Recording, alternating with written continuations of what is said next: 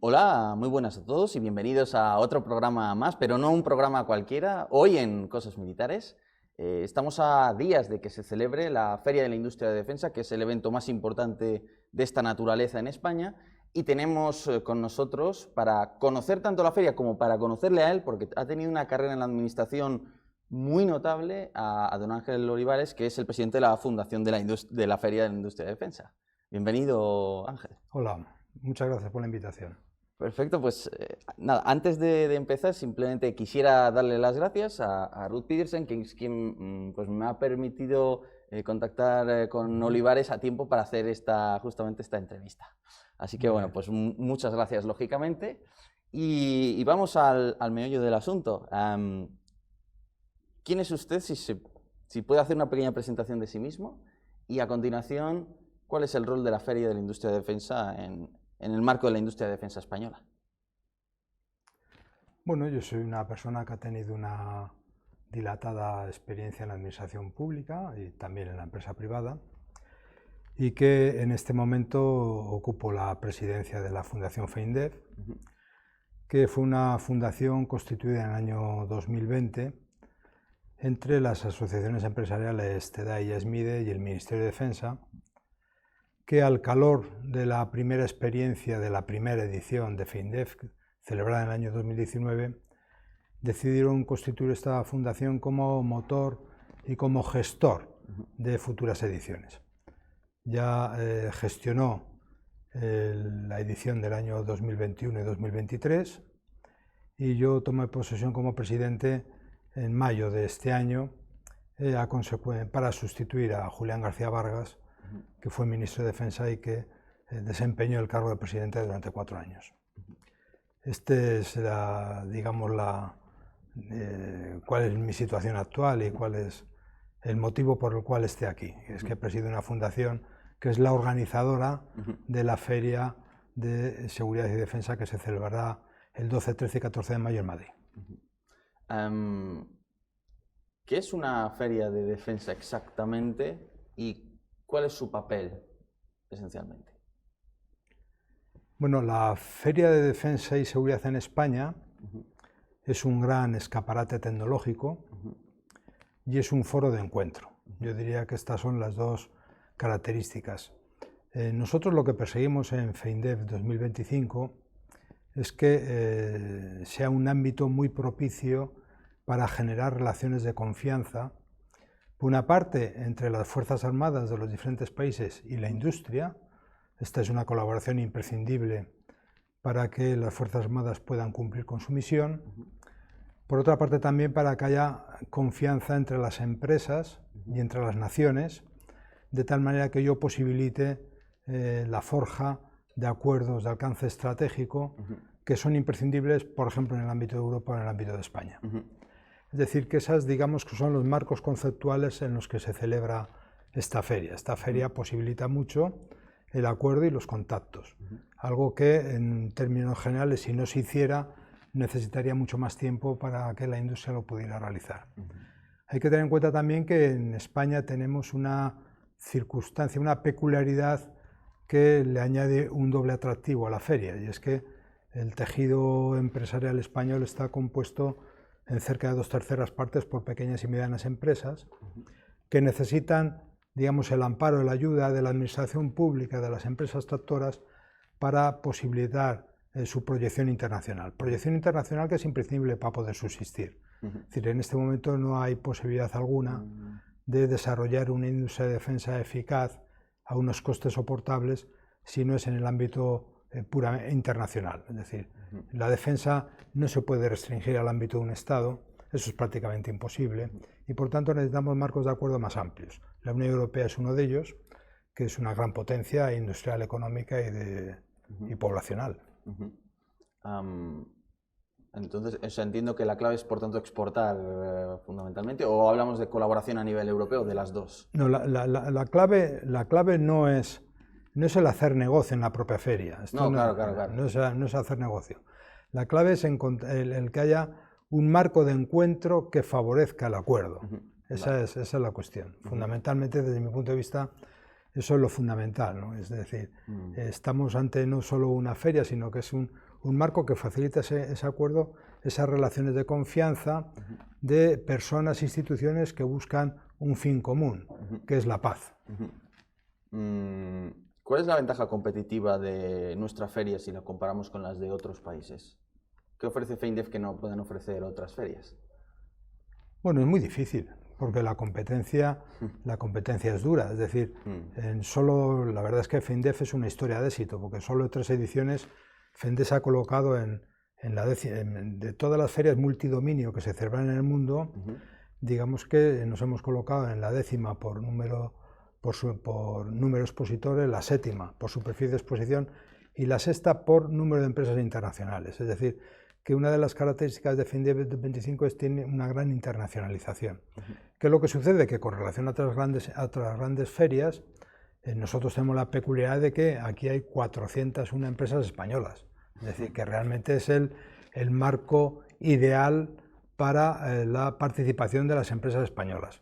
En cada país tendrá lógicamente el marco de su país. Hay que tener en cuenta que España es el 8º y 9º exportador mundial y por lo tanto tiene una industria de defensa de mucha calidad. ¿Va a haber, digamos, con respecto a la dimensión iberoamericana del asunto, tiene un rol especial FEINDEF? ¿Logra internacionalizarse a partir de esa dimensión iberoamericana o aún ahí tenemos trabajo que hacer? No, hay muchísimo trabajo que hacer porque los lazos culturales que tiene España con Latinoamérica son unos lazos de una gran fortaleza que no creo que haya ningún otro país que los pueda reemplazar o sustituir. Pero bien es cierto que desde el punto de vista comercial, por los avatares de la historia y otras muchas circunstancias, la presencia española en Latinoamérica o la presencia latinoamericana en España todavía queda mucho campo que recorrer. Digamos que seguramente ese es un lazo importante. Por poner un ejemplo, pues ahora el acuerdo que ha firmado la Unión Europea con el Mercosur, pues también va a facilitar mucho que en la industria de defensa también se produzca ese marco de colaboración. Esto en el ámbito puramente industrial, porque en lo que se refiere a las relaciones personales o las relaciones entre las Fuerzas Armadas de los diferentes países, las relaciones son inmejorables en términos generales. Y yo creo que ahí nadie puede sustituir el papel que juega España en Latinoamérica. Bueno, ha dicho usted que esta industria es para conseguir la paz. Es posible que hubiera gente que no estaría de acuerdo, ¿no? ¿Qué le diría a quien alegue? Bueno, al fin y al cabo es una feria en la que se vende material de defensa, una parte de ese material de defensa es armamento, ¿y cómo contribuye eso a la paz? ¿Qué respondería usted? Pues mire, yo le diría lo mismo que dijo el presidente Kennedy en el famoso discurso de Estrategia por la Paz en el año 1963 en la Universidad Americana, que fue el preámbulo de los acuerdos entre Estados Unidos y la Unión Soviética del Tratado de No Proliferación de Armas Nucleares. Es decir, se compran las armas para no usarlas. Es decir, ese es el objetivo.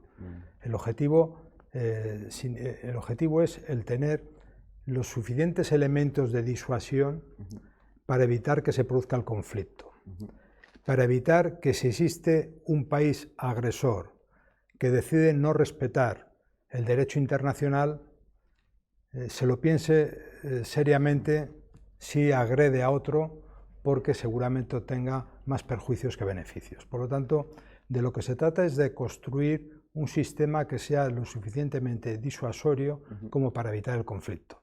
Por eso la inversión en defensa es una inversión en paz y en libertad.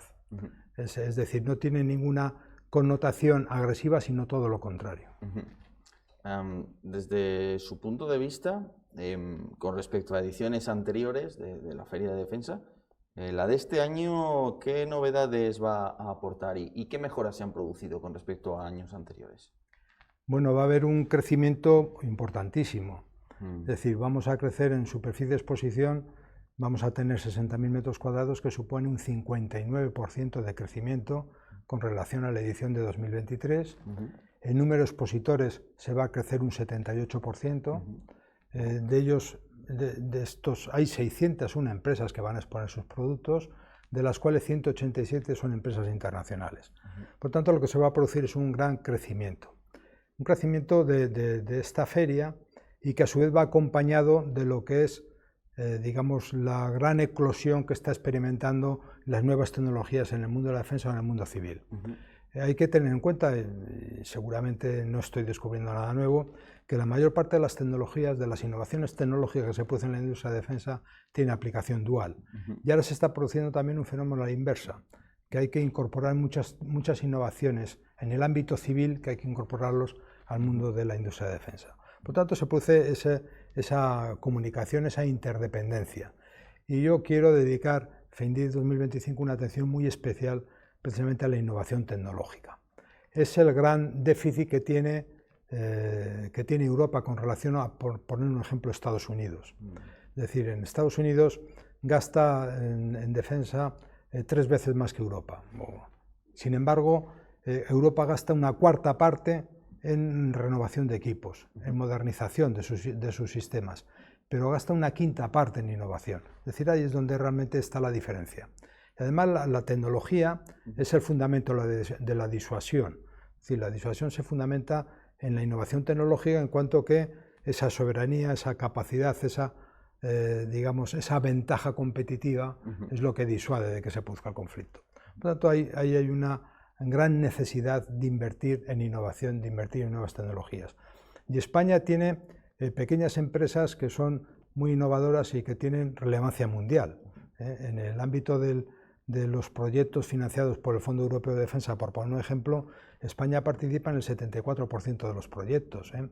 Y hay empresas españolas que están liderando grandes proyectos europeos. Es decir, que tenemos capacidad suficiente para participar en cualquier proyecto multinacional, por muy innovador y por muy complejo que este sea. Incluso lo podríamos liderar. Y una buena prueba de ello es la participación que tiene España en igualdad de condiciones en el proyecto, por ejemplo, del FCAS o en otros proyectos semejantes. También España tuvo una participación destacada en el sistema Galileo, el sistema Galileo es un sistema de posicionamiento global que no tiene nada que envidiar al GPS americano. Sí, incluso yo creo que tiene ventajas. Digamos, si es que se puede dar el dato, quiero decir, pero ¿cuántas delegaciones extranjeras con personal militar o agregados militares se estima que van a estar presentes en la feria? Si es que hay un dato, claro. Pero... Sí. Vendrán en torno a unas 100 delegaciones internacionales que representarán a más de 65 países y delegaciones de altísimo nivel. Hay delegaciones encabezadas por ministros, por secretarios de Estado. Es decir, que la presencia internacional de delegaciones internacionales en FEINDEF 2025 es una presencia muy importante. Con relación, bueno, quizás a lo que es ahora mismo el epicentro del mundo, Asia, ¿va a haber una presencia fuerte de países asiáticos también en la feria? ¿O quizás, bueno, va a haber un número más limitado de expositores de esa procedencia? No es la presencia mayoritaria. El Indo-Pacífico tiene presencia, pero no es la mayoritaria. Bueno, eso hay que entenderlo, ¿no? Es decir, no, tampoco FEINDEF va a tener presencia en aquellos países en los cuales no existen unas relaciones de colaboración y cooperación. Vale, perfecto. Por último, simplemente, usted que conoce al final los entresijos de la organización de un evento así, digámoslo así, ¿es como la organización de una feria más donde al final, pues, fundamentalmente la cuestión es económica? ¿O en una feria de esta tipología hay una dimensión política muy fuerte, hay una dimensión de seguridad, incluso de espionaje industrial? Es decir, ¿es como una feria normal en el fondo o sí que tiene todos estos elementos, una feria de estas características? No es una feria normal.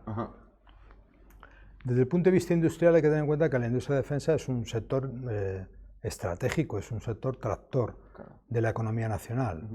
Por lo tanto, tiene su relevancia más allá de lo que es su repercusión en la seguridad nacional.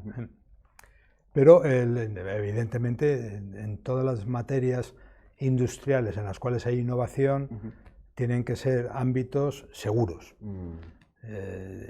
no solo por la defensa nacional, sino también por la seguridad de la innovación industrial. Y evidentemente también la defensa nacional es una cuestión eminentemente política. Es decir, la seguridad es un bien público, digamos que es el bien público primario que debe prestar todo Estado. Claro. Sin seguridad no hay progreso, no hay bienestar, no hay libertad, no hay paz. Por lo tanto, esa es la primera obligación que tiene cualquier Estado. No se puede hablar de estado de bienestar sin seguridad, porque es imposible. Quizás, bueno, algunos tenemos dudas, lo cibernético, ¿eso también va a estar presente en la feria? Sí, sí. INCIBE, en fin, organismos dedicados a este tipo de asuntos, se consideran, por tanto, parte de la defensa, ¿no?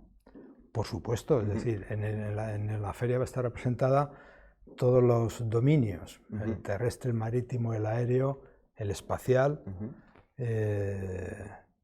yo diría que incluso el cognitivo, que es un asunto que tiene su relevancia. Operaciones psicológicas. Bueno, eso es una cuestión que no es ajena claro, al ámbito de la defensa nacional de ninguna manera. Muy interesante. ¿Va a haber alguna atracción, bueno, algún, en fin, material icónico, algo que sea particularmente llamativo, que usted pueda mencionar, que quizás por una cuestión de neutralidad no puede, pero bueno, si lo hay... No, sí, todos los... hay que tener en cuenta que esta es una feria profesional. Estamos pensando seriamente en que en las próximas ediciones pueda haber un día de puertas abiertas y que sea abierta al público en general, porque la feria también tiene que cumplir con sus obligaciones autoimpuestas de ser una parte de la cultura de defensa y por lo tanto hacer partícipes a los españoles de la importancia que tiene la industria para su seguridad, para su paz, para su libertad, por lo tanto para la defensa nacional en su conjunto. Pero esta va a ser esta edición una feria eminentemente profesional y por supuesto todos los grandes materiales de los que dispone la industria de defensa, incluso aquellos proyectos en los que están trabajando, tendrán su representación. Sin ir más lejos, en el ámbito español, pues, por ejemplo, todo el mundo podrá ver perfectamente cómo se ha desarrollado el submarino S-80, la fragata 110, el VCR 8x8 Dragón, los nuevos satélites de comunicaciones seguras de Spainsat, es decir, que vamos a tener esa posibilidad de comprobarlo in situ y de hablar con los grandes protagonistas, que son los creadores, ¿no? Eso, desde mi punto de vista, es muy importante.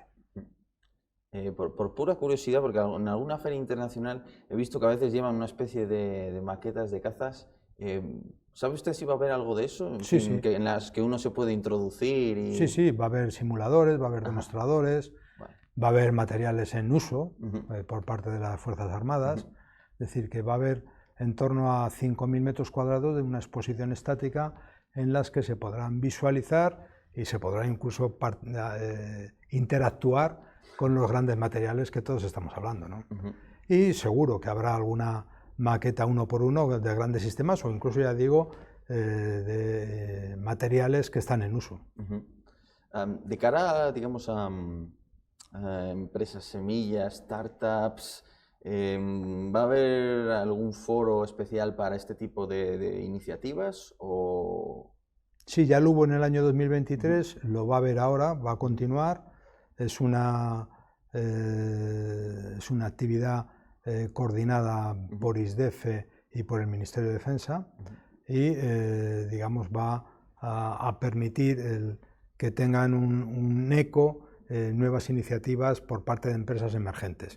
Esto es muy importante porque aquí hay empresas emergentes surgidas al calor, por ejemplo, de la Universidad de Vigo, la Universidad de Extremadura, en este momento estoy pensando en una de ellas, que tienen productos que son líderes mundiales, ¿no?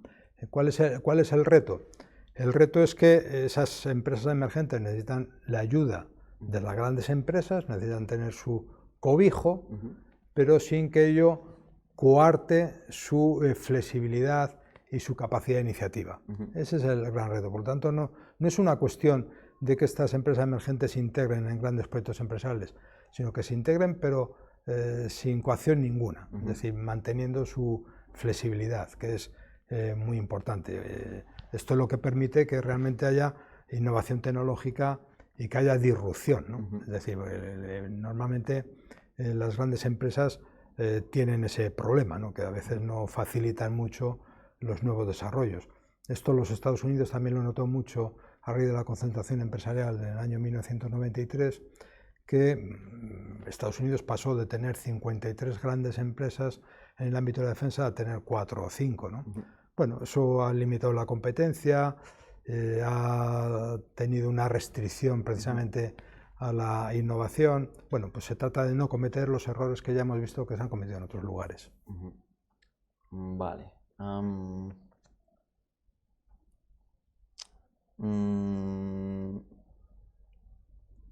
¿Ha habido algún país que se haya caído de la participación de la feria que estuviera originalmente? No se caen, es que a los países les invita a la feria. Ah, vale. Vale, entendido. Es decir, lógicamente es la feria la que hace las invitaciones. Vale, perfecto. Perfecto, pues abordada esta dimensión industrial relativa a la Feria de Defensa, he estado viendo un poco su biografía, que es bastante extensa, y por lo que he podido ver, al final usted ha estado desde alcalde de Burgos hasta director general de la Policía Nacional, hasta secretario de Defensa. Entonces, ¿usted cómo ve, o sea, qué es para usted el servicio público, dado que ha estado tantísimos años y en niveles tan distintos de la administración? ¿Cómo lo ve en general? ¿Qué enfoque le da? Yo he estado en los niveles de la administración que me apasionan, y que es lo local, y lo nacional y lo internacional. Lo autonómico, ¿no? Lo autonómico me interesa, pero no me emociona. Son cosas diferentes. Es decir, la distribución provincial de España en el año 1833 y la distribución de las comunidades autónomas tiene un componente administrativo y no tiene un componente emocional, salvo en algunas circunstancias, en algunas realidades. A mí lo que me emociona es mi barrio, es mi ciudad, es el lugar donde he nacido y es mi país, que es España. Eso es lo que me emociona. El resto de ámbitos me interesan. Me interesa el provincial, me interesa el regional, pero digamos la emoción yo la siento por España y por Burgos. He sido gobernador civil también, que es una figura Ávila, muy importante. ¿No? De Ávila, he sido delegado de gobierno y gobernador civil de Badajoz de Extremadura y también de Valladolid y de Castilla y León. Es decir, porque antes, cuando yo fui gobernador civil y delegado del gobierno, el delegado del gobierno era el gobernador civil de la provincia también. Vale. Era cuando los gobernadores civiles, digamos que tenían un poder real. Es decir, bien. ¿Cuál es la contestación a su pregunta? Yo estoy cumpliendo estas funciones por vocación de servicio público, es decir, por dedicación a la sociedad. Es decir, nunca lo he mirado como una profesión. Yo, de hecho, he estado vinculado a una empresa burgalesa durante más de 38 años y he reingresado a esta empresa 4 o 5 veces. Es decir, que nunca he dependido del ámbito de la política o de la administración pública. Por lo tanto, siempre he tenido libertad de criterio e independencia total. Tengo mis convicciones, tengo mis compromisos políticos, pero no tengo una dependencia material. Nunca he tenido una dependencia material del ámbito de la función pública. Por lo tanto, yo estoy en estas cuestiones por pura vocación de servicio público y siempre he conservado mi libertad y mi independencia. ¿Cree usted entonces que es más positivo conservar esa libertad no teniendo esa dependencia material? ¿O cree que se puede ser también...? No, yo no creo en la política como profesión. Yo creo que la política es un ejercicio de una función transitoria, sin perjuicio de que esa transitoriedad puede durar 40 años, eso es otra cuestión. Pero psicológica y materialmente yo no soy partidario de que las personas que se dedican a funciones públicas dependan en exclusiva de la política. De todos los niveles, porque usted, claro, además particularmente ha visto tanto la dimensión policial como la dimensión militar, de alguna manera, ¿no? De defensa. ¿Cuál le ha llamado más la atención, por curiosidad, o cuál, si es que se puede decir, que ha disfrutado más, por así decirlo? Bueno, las dos funciones son tremendamente interesantes.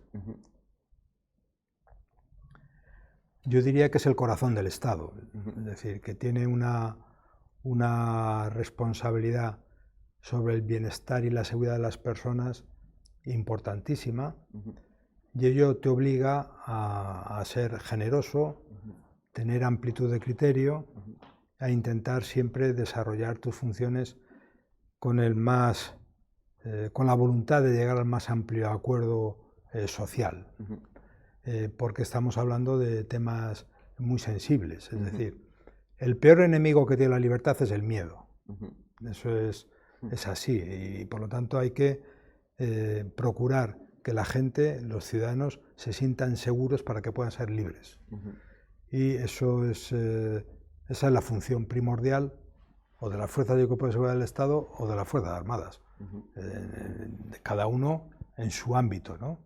Uno en la defensa nacional estrictamente entendido y otros en la seguridad, digamos, interior, utilizando terminología antigua, porque bien es cierto que el concepto de seguridad es un concepto mucho más amplio, pero utilizando terminología, digamos, coloquial, no excesivamente técnica, ambas funciones son importantísimas para todos los ciudadanos. ¿Sí?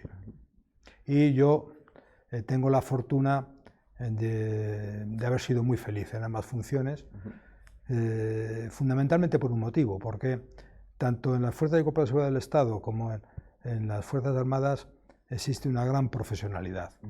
La policía española es una de las mejores policías del mundo y las Fuerzas Armadas españolas tienen un prestigio internacional grandísimo y por lo tanto hay una gran lealtad, una gran profesionalidad, y si tú te acercas a estas instituciones sin prejuicios y correspondes con esa lealtad con respeto, yo estoy absolutamente convencido que las cosas siempre funcionan bien.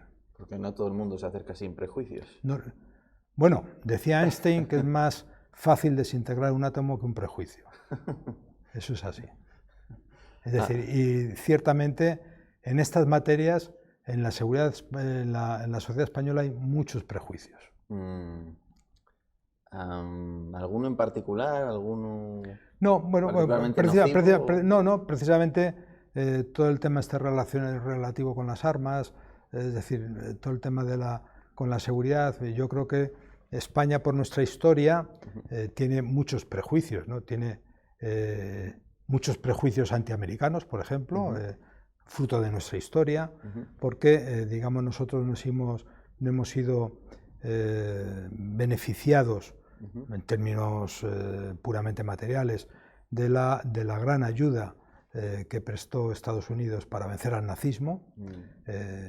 Esto lo reconoció el propio Stalin, es decir, hay veces digamos, personas que son más proclives a defender lo que representaba la Unión Soviética, que no es mi caso, hablan de la gran participación del ejército de la Unión Soviética en la Segunda Guerra Mundial. Y no deben ignorar que, por ejemplo, el 56% del combustible que utilizó el ejército de la Unión Soviética procedía de ayuda americana. La ley de préstamo de arriendo. Claro. Efectivamente, la ley de préstamo de arriendo que sustituía a la de Cash and Carry y que fue algo fundamental para que el mundo libre venciera el nazismo y por lo tanto que digamos, se constituyeran las democracias en Europa y que se fortalecieran. Europa, que es el faro en el cual, el faro que ilumina las aspiraciones de millones de personas en el planeta, es decir, el 50% del gasto social que se produce en el mundo se produce en el ámbito de Europa. Y 17 de las 25 democracias plenas que hay en el mundo son países europeos. Eso nos da una idea clara del ámbito en el cual vivimos. Y también nos explica por qué Rusia invade Ucrania. Pero ese faro no está sufriendo un cierto apagón técnicamente, quiero decir. Está siendo... Parece estar perdiendo influencia, ¿no? No, está siendo atacado. Está siendo atacado porque las autocracias en el mundo a lo que tienen miedo es a la libertad. No tienen miedo o no están preocupados porque la Alianza Atlántica, por ejemplo, pueda desencadenar un conflicto bélico. En absoluto. La Alianza Atlántica es un pacto puramente defensivo y nunca va a desencadenar ningún conflicto. Lo mismo que no desencadena ningún conflicto las democracias. Las democracias están acostumbradas a resolver los problemas mediante el diálogo, la concertación, el acuerdo. Siempre así.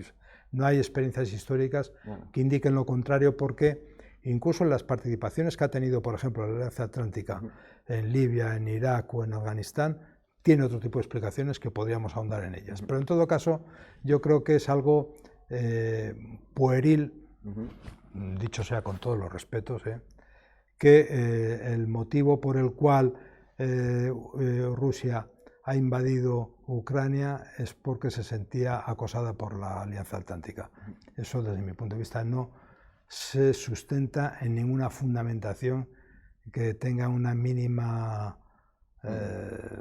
consistencia, en absoluto. Puedo citar otro, por ejemplo. Usted sabe que los presidentes de Estados Unidos han pronunciado discursos de importancia histórica, por ejemplo, en Berlín, a lo largo de muchos años. El presidente Kennedy, cuando dijo aquello famoso en el año 64 de que todos somos berlineses, y, por ejemplo, yo ahora me voy a referir a un discurso del presidente Reagan en el año 1987, y el presidente Reagan decía algo, creo que textualmente decía: el este y el oeste no desconfían entre sí porque estén armados, sino que están armados porque desconfían entre sí, desconfían entre ellos. Y hizo un llamamiento, hizo un llamamiento a Gorbachev en aquel momento, decía: haga el favor de derribar este muro. Y había allí una pintada que decía, se ve en el discurso de YouTube de Reagan, se ve: este muro caerá y las creencias se impondrán. Y Reagan dijo: este muro no resiste a la fe, no resiste a la verdad, no resiste a la libertad. Bueno, efectivamente, los autócratas y Putin al que tiene miedo es a la libertad. Tiene miedo a que esa vis atractiva, ese poder que tiene la democracia, ese poder de atracción, consiga convencer a su pueblo y que le quiten del poder. Eso es lo que tiene Putin. Y eso es lo que hace que Putin, desde que es presidente de Rusia, esté intentando desequilibrar y desestabilizar a las democracias occidentales a través de métodos más diversos, desde ciberataques a infraestructuras básicas, la propagación de bulos. Son conocidas las intervenciones que ha tenido en España, que no quiero citar expresamente, pero que todos conocemos, ¿no? Fruto de su trabajo, el que ha tenido en los últimos años, aunque no pueda contarnos, digamos, ¿han sucedido cosas que no han trascendido a la opinión pública? Hombre, muchas. Muchas. Hombre, Con claro. Rusia me refiero, por ejemplo. Bueno, sí. Sí. Sí, bueno, Vale. sí. Perfecto. Bueno, como no se pueden contar, pues no le puedo preguntar más, pero está bien saberlo. Pero volviendo a su trabajo, digamos, en ese núcleo de seguridad,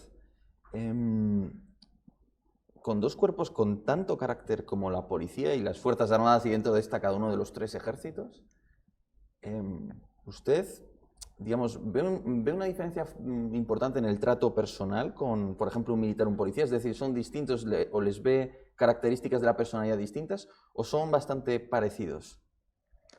No, son distintos, tienen diferente cultura. En la policía también hay personas en este momento, mandos, que pasaron por la Academia General Militar en Zaragoza. Pero bueno, son culturas diferentes, son objetivos, son misiones diferentes, pero hay algo que les une, su vocación de servicio. Sí.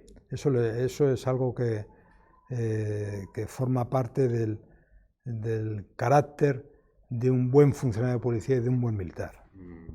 ¿Y en qué se diferencian? O sea, me refiero en el trato. Si es que lo hay o hay algo relevante o lo que le estoy preguntando, pues bueno, es una cosa muy... No, bueno, fundamentalmente la policía tiene un componente que desde mi punto de vista es casi el componente esencial de la policía, es de ser un mediador social. Es decir, la policía no solo va a evitar va a reprimir el delito, va a evitar que éste se produzca y va a actuar de mediador, es decir, de conciliador, ¿no?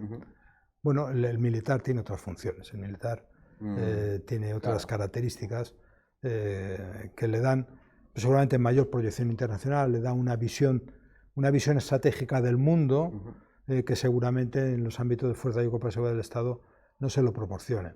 Por lo tanto, el militar tiene más elementos de juicio para situar a nuestro país en el mundo y para adquirir conciencia real de la importancia que tiene la defensa nacional para el mantenimiento de la paz y de la libertad, ¿no? Y usted, que tiene una visión, digamos, tan general, tanto de ambos cuerpos, y que ha tenido tantas experiencias, entiendo, porque además los puestos que tuvo, en este caso en seguridad interior, fueron en tiempos de ETA, claro. ¿Hay algo, o sea, digamos, dentro del, no sé si se puede hablar de un carácter, ¿no? Un modo de ser por nacionalidades o por países, ¿no? Pues en nuestro caso España, ¿no? ¿Hay algo, digamos, del modo de ser que tenemos los españoles, por ejemplo, para este tipo de cuestiones de seguridad, incluso para la administración generalmente de las funciones públicas, que usted considere mejorable? Algo que diga, tendemos a esto, y yo, no sé, he visto en otros países que tienden más a hacer las cosas de esta otra manera, que sería más positiva. ¿Hay algo en ese asunto, desde ese punto de vista, alguna reflexión? Perdone que es muy general, igual. No. Yo diría que el mundo llamado occidental tiene rasgos muy comunes, ¿no? Y la globalización lo homogeniza todo. Pero sin duda, yo creo que una de las características del pueblo español que son muy importantes, tanto en el ámbito de la Fuerza de Cuerpo de Seguridad del Estado como en el ámbito de las Fuerzas Armadas, es que tenemos una capacidad de iniciativa que no tienen otros países. Es decir, nosotros somos capaces de hacer lo mismo con menos recursos. Es decir, somos, yo diría que más eficientes. Y seguramente tengamos algunas deficiencias en el ámbito de la planificación y de la organización. Pero bueno, estos son fruto de nuestra historia, ¿no? Sí. Pero creo que nos debemos aprovechar de lo bueno que tenemos e intentar corregir aquello que es corregible. Ajá. O sea, a ver si lo he entendido, ¿improvisamos mejor y planificamos a largo plazo peor, quizás? Sí, seguramente. Seguramente tengamos un déficit de organización, no en el ámbito de las Fuerzas Armadas, pero bueno, en otros ámbitos, en la administración pública en general, ¿no?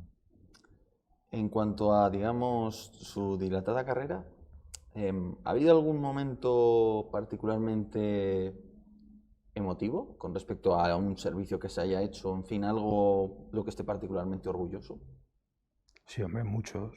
¿Alguno más destacado? No, muchos, hombre, muchos atentados que se han evitado, mucho sufrimiento por las pérdidas habidas, bueno, y muchas satisfacciones por el deber cumplido y proyectos que han fructificado, ¿no? Es decir, es imposible singularizar, pero en mi época de director general de la Guardia Civil, el terrorismo estaba muy, muy activo. ¿Bien? Y bueno, hubo atentados que ocasionaron pérdidas irreparables, pero también hubo otros muchos que se evitaron. ¿Se evitan más de los que se producen? Sí, sin duda. ¿Sí que trasciende cuando se evitan o normalmente no? Bueno, normalmente no. Vale. Algunos muy sonados sí, pero bueno, normalmente el carácter preventivo, pues digamos que nunca tienen la seguridad de que hubiera sucedido si no se practica tal detención o tal observación o lo que fuere, ¿no? Claro. Pero desde luego, conforme a las previsiones, sí, se evitaban más de los que se producían, por supuesto.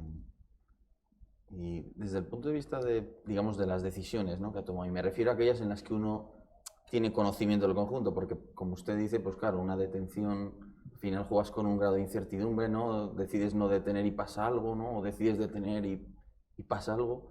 Pero con respecto a decisiones donde más o menos se tiene el grueso de la información, ¿hay alguna que diría, mía, pues si hubiera podido hacer lo contrario a lo que hice, hubiera igual elegido otra cosa. No sé si hay alguna... No, nada. No.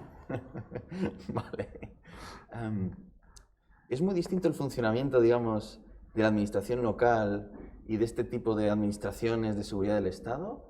O a la hora de la verdad, bueno, gestionar grandes organizaciones no es tan distinto. No sé, decías un zoo aquello de que mandar a 100.000 hombres es igual que mandar a 100, ¿no? No sé... Yo estoy de acuerdo con esa reflexión. Sí. Y además, la administración pública y la empresa privada es igual.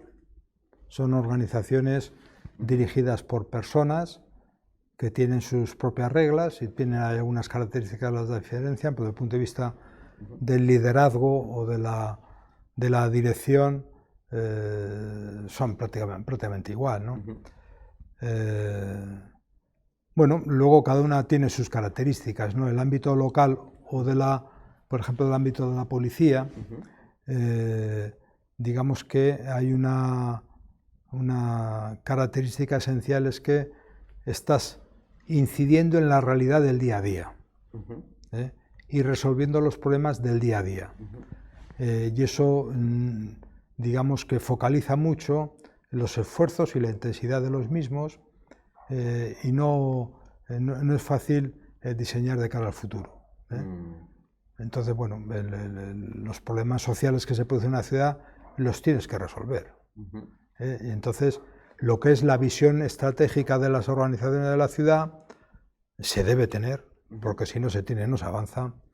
Pero digamos que observa una parte de tu tiempo diferente a las grandes organizaciones, por ejemplo, en el ámbito de las Fuerzas Armadas, donde esa visión estratégica tiene una componente fundamental, ¿no? Bueno, yo diría que es un poco la intensidad de la dedicación en un cuerpo o en otro dependiendo de sus características. El ámbito local es muy inmediato, el ámbito local tienes un problema y hay que resolverlo de inmediato, y en el ámbito de la policía pues también. Claro. Por lo que he estado leyendo también de su obra justamente como alcalde en Burgos y los proyectos que impulsó, ¿no? Bueno, pues al final el Museo de la Evolución y otros asuntos, por lo que he leído, corríjame si me equivoco, tuvo usted un papel importante en la parte más inicial, ¿no?, de los mismos. Esa agudeza estratégica, digamos, para ver el conjunto y decir, oye, no sé, por ejemplo, estamos en Burgos, ¿no? ¿Qué se le da bien a Burgos? ¿O qué se le da bien a España? ¿En qué podemos destacar? ¿En qué somos mejores de manera natural? ¿O en qué punto estamos más predispuestos a ser mejores que otros en un ámbito y vamos a intentar explotar eso, ¿no? Esa visión, usted, por ejemplo, ¿se nace con ella? ¿Se va haciendo? ¿Se forma a partir de la lectura y cierta perspectiva histórica? ¿Cómo se desarrolla esa visión de conjunto? Perdón, que son preguntas muy... Hombre, yo creo que se entrena, ¿no? Y depende mucho de la actitud de las personas.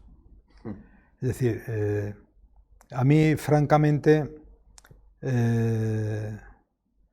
lo que motiva a muchas personas que se dedican a la política, que es cuáles pueden ser los resultados electorales fruto de tu decisión pasado mañana, pues la verdad es que me motiva muy poco. Es decir, yo creo que si yo tengo algún mérito, yo creo que es esa. En todos los sitios donde he estado, es tener esa visión a medio y largo plazo, ¿no? Y ¿cómo se adquiere? Hombre, se adquiere depende de cómo te acerques tú a la sociedad, es decir, de qué papel crees que tú debes jugar a la sociedad. En una ciudad la visión estratégica es imprescindible, es decir, porque tú tienes que diseñar y tienes que hacer partícipe a tus vecinos de cuál es el camino que queremos recorrer. Si no hay camino, no hay acierto, eso estoy absolutamente convencido. Es decir, la ciudad no es un conjunto de obras inconexas entre sí. La ciudad es un proyecto de vida colectiva que tiene un horizonte.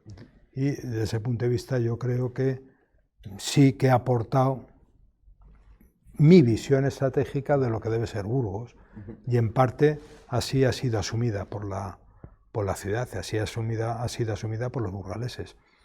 Un núcleo esencial de esa visión es todo lo que para la ciudad de Burgos representa el proyecto Atapuerca y en el que, bueno, yo tuve una participación, la que sea, o cada uno la valora como le parezca oportuno, pero sí que me parece que contribuye a que el proyecto Atapuerca tuviera un lugar central en esa visión de futuro de la ciudad. En el marco de lo que es un Burgos, que Burgos se caracteriza por algo que ni los propios burgaleses aprecian en muchas ocasiones. Es que Burgos es una ciudad eminentemente industrial. Es decir, es que Burgos ocupa la tercera posición en cuanto al peso del sector industrial con relación a su economía. Pero es que hay muy pocas ciudades en España, podría hablar también de Europa, hay muy pocas ciudades que tengan, en España que tengan esa potencialidad industrial junto con esa riqueza cultural. Poquísimas. Y a su vez que tenga una gran calidad de vida. Esos son los tres soportes del proyecto del futuro de Burgos. ¿Calidad de vida en qué se concreta? Por ejemplo, nosotros no es que estemos a la cabeza del número de metros cuadrados de zona verde con relación a habitantes, pero sí de metros cuadrados de zona verde accesible. Claro. Es decir, en Nueva York o en Madrid Manhattan, puede haber grandísimos parques, sí, pero no son accesibles para la mayor parte de los ciudadanos. Perdón. Sin embargo, en Burgos sí. En Burgos, quien más, quien menos puede acceder a este corredor lineal, que es una maravilla, con cierta facilidad. Entonces tenemos calidad de vida, tenemos esta accesibilidad a zonas verdes, tenemos una dimensión que es muy asequible, con facilidad para acceder a todo tipo de servicios públicos, de toda naturaleza, culturales, deportivos, educacionales, de toda naturaleza. Tenemos un gran sector industrial que es muy innovador y tenemos un gran elemento cultural que es singular en el mundo, porque el reto ¿cuál es? Es explotar las singularidades de cada cual. Todos compiten por lo mismo, todos quieren tener los mismos servicios, pero cada uno tiene que saber cuál es su singularidad. Y la singularidad de Burgos son estas tres características, y el proyecto de Atapuerca es uno de los pilares básicos de esas tres pilares. Usted que ha conocido, digamos, tanto la dimensión funcionarial de la administración como la dimensión política, ¿no? Al final, me refiero, bueno, el papel que tienen los partidos políticos, ¿no? De alguna manera dentro de esa alta administración. Normalmente en los interlocutores percibe esa visión, esa agudeza estratégica, o a menudo falta esa agudeza, por así decirlo. Bueno, es común esta capacidad de yo diría que uno de los problemas importantes que existen en la política en Europa es que se desarrolla una política muy a corto plazo. Y seguramente falten reflexiones de más largo alcance. Es sencillo en los partidos políticos en general, en el conjunto, que logren progresar, digamos, figuras que, bueno, quizás se centren menos en el día a día o en el corto plazo, o en la siguiente votación, y piensen más en el largo plazo. Es decir, hay algo natural en que quizás de manera natural tiendan a promocionarse otros tipos de perfiles. Bueno, entraremos a las características del liderazgo, ¿no? Pero bueno, no lo sé. Cada uno tiene sus experiencias personales y la verdad es que no tengo yo una conciencia clara de cuál es la realidad de los diferentes partidos políticos en esta reflexión que me ha hecho. Vale. A la hora de tomar decisiones, ¿no? Usted llega a un lugar, sea una administración local, sea policía, y quiere tomar decisiones para reformarla, por ejemplo, ¿no? Y quiere mejorar algo dentro de esa administración o algo que ha identificado. Cuando uno decide tomar las palancas e introducir transformaciones en esas organizaciones, ¿reaccionan igual? Es decir, ¿es lo mismo intentar hacerlo en la policía, por ejemplo, o en una administración local? ¿O el modo de ser de los funcionarios, la personalidad de su organización cambia mucho el modo en que se introducen esos cambios? Hombre, en las organizaciones jerarquizadas tienen una inercia muy potente y digamos que es más difícil cambiar las cosas, ¿no? Yo creo que la capacidad de introducir cambios en las organizaciones depende mucho del estilo de liderazgo que tenga o que exista en esa organización. Sí, el liderazgo se fundamenta en el ejemplo, en el respeto, en la lealtad. Los cambios se pueden introducir con cierta facilidad. Yo siempre he confiado mucho en aquellas personas que han colaborado conmigo y los cambios que se han introducido de manera pacífica y sin grandes resistencias. Cuando se dirige una organización con estilo más autoritario, normalmente los cambios se introducen mucho peor, aunque aparente lo contrario. ¿Aparente? Sí. Aunque aparente lo contrario, de decir, bueno, de una persona de orden y mando y parece que las cosas cambian nada más por sus órdenes. No. Las culturas no se cambian en el Boletín Oficial del Estado. Amigo, claro. Entonces, a partir de ese punto, cuando usted tiene, por ejemplo, tiene sus palancas de mando dentro de esa organización, ¿no? Tiene sus subalternos que a veces pueden llevar ahí muchos años incluso, ¿no? Tú llegas nuevo, te toca tomar decisiones. Digamos, ¿la personalidad influye mucho? ¿O normalmente la gente simplemente se adapta a lo que hay y punto? ¿O sí hay aspectos de la personalidad, no sé, el ego u otros, que afecten mucho a esa relación, por así decirlo? Yo no puedo hablar por los demás, no puedo, no debo y no quiero. Claro.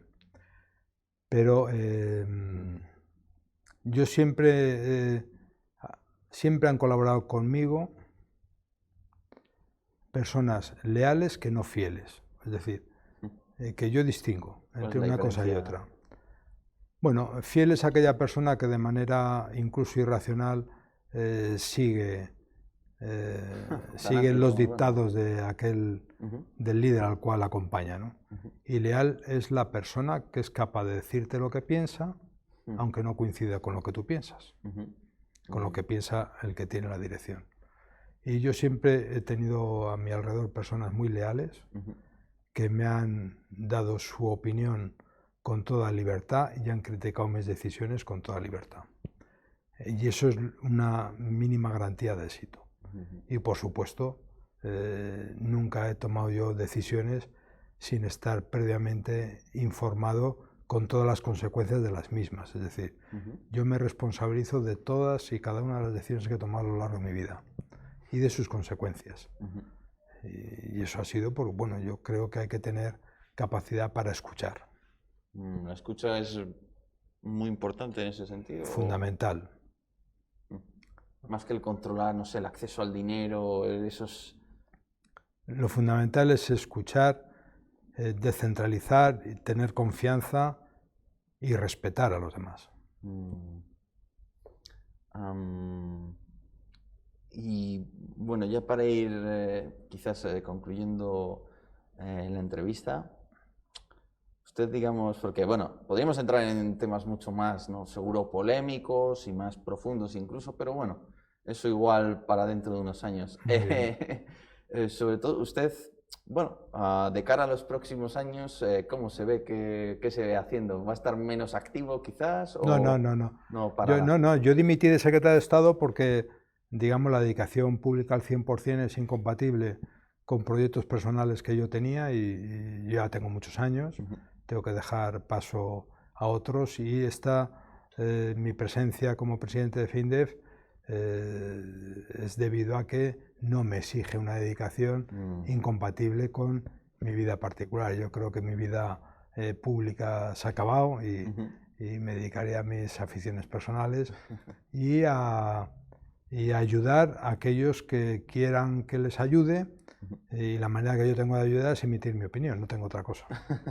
Lo único que yo tengo, mi único patrimonio es mi opinión y mis experiencias. Perfecto, pues muchas gracias, Ángel Olivares. Muchas gracias a vosotros. Muchas gracias.